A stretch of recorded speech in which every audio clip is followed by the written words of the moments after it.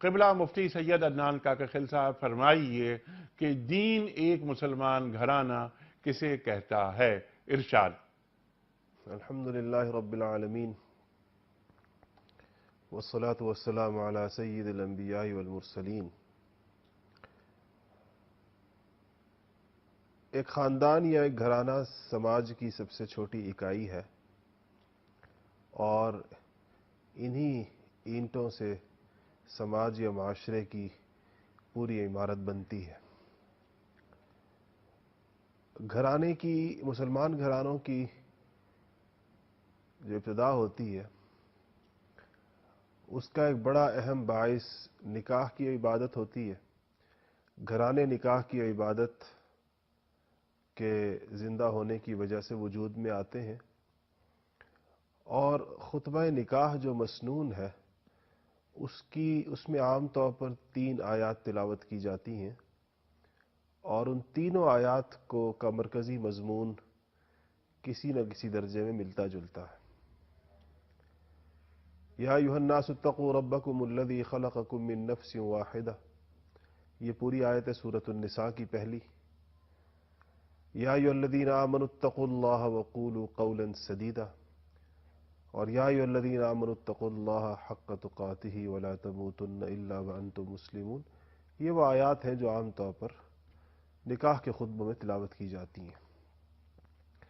ان تینوں آیتوں کی ابتدا ایک ہی مضمون سے ہو رہی ہے، جس میں ایک میں پوری انسانیت کو خطاب ہے، یا ایھا الناس اتقوا ربکم، اور باقی دونوں آیات میں مسلمانوں کو خطاب ہے، یا ایھا الذین آمنوا اتقوا اللہ، اتقوا اللہ، اتقوا ربکم۔ تقوی کا حکم ہے۔ اس کا مطلب یہ ہے کہ مسلمان گھرانے کی بنیاد تقوی پر اٹھائی جاتی ہے۔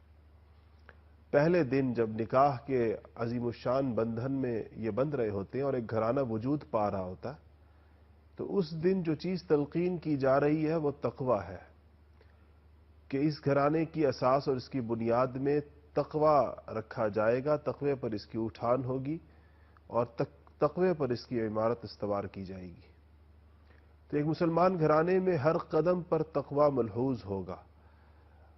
محبت کے مراسم ہوں گے تو محبت بھی تقوی کی حدود میں ہوگی، اور خدا نہ خواستہ کچھ عدم مناسبت کا معاملہ پیش آیا تو وہ عدم مناسبت بھی تقوی کی حدود سے تجاوز نہیں کرے گی۔ اس کے لیے بھی ایک واضح حد بندی بھی موجود ہے اور بڑے واضح احکامات بھی موجود ہیں۔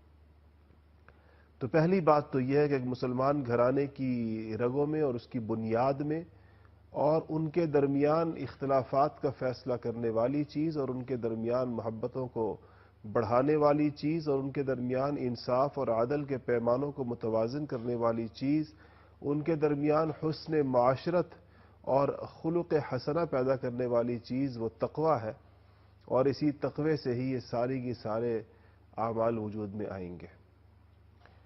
دوسری بات کہ اللہ جل شانہ کی جانب سے ذمہ داریوں کے اعتبار سے ایک تقسیم کار ہے۔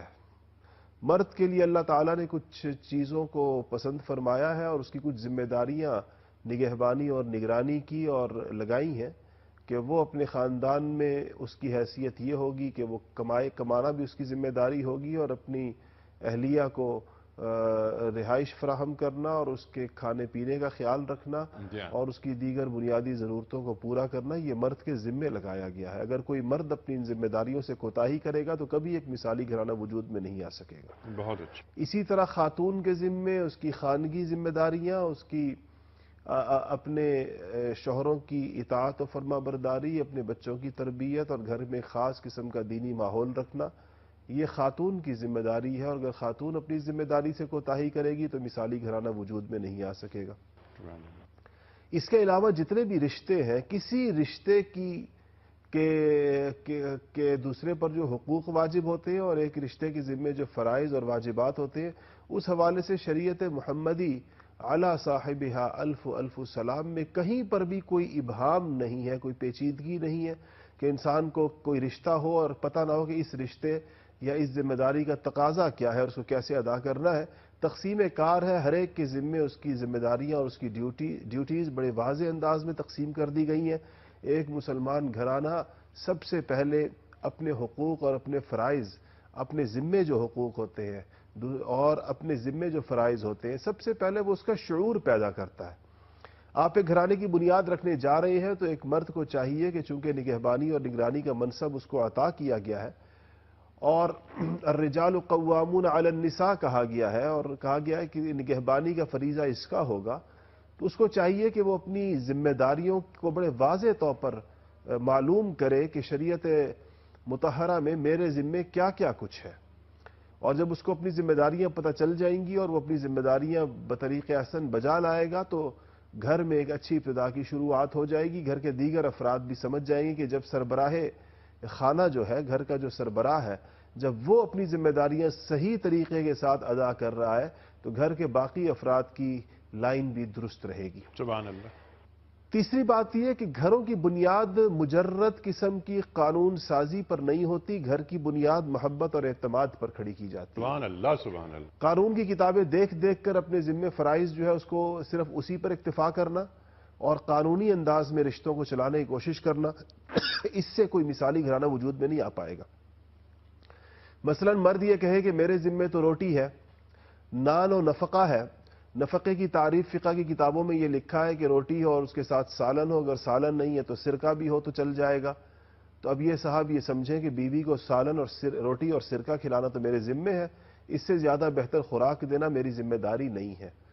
تو فقہ کی کتابوں میں جو قانون کی کتابیں ہیں در حقیقت وہاں تو ضروری واجبات اور فرائض لکھے ہوتے ہیں جیسے قانون کی دیگر کتابوں میں لکھا ہوتا ہے، اور یہ رشتے اس قانونی طرز پر نہیں چلائے جاتے۔ یہاں پر احسان کا معاملہ اور فضل کا معاملہ کیا جاتا ہے، محبت اور اعتماد پر اس کی اٹھان ہوتی ہے۔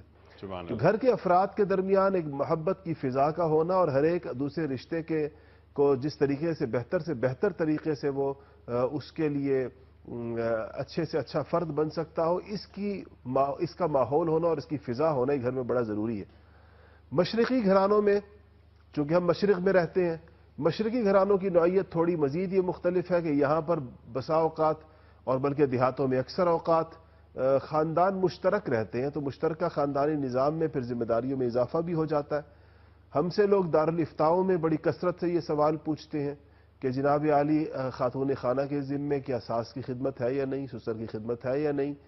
تو جو مشترک گھرانے ہوتے ہیں وہاں دونوں جانب سے اپنی طے شدہ ذمہ داریوں سے ہٹ کر کچھ کام کیے جا رہے ہوتے ہیں اور اس کے فوائد بھی اٹھائے جا رہے ہوتے ہیں۔ مشترک گھرانوں میں مائیں اپنے بچے گھر میں چھوڑ کے چلی جاتی ہیں تو یہی ساسیں ان کے بچے سنبھالتی ہیں، اور کبھی وہ اس حق خدمت کے عوض میں پیسوں کا مطالبہ نہیں کرتی دادی کہ بھائی تم بہو سے کہے کہ تم گھر سے گئی تھی، بچے میں نے سنبھالے، 4 گھنٹے کی میری اتنی اجرت ہو گئی، یہ مجھے دے دو۔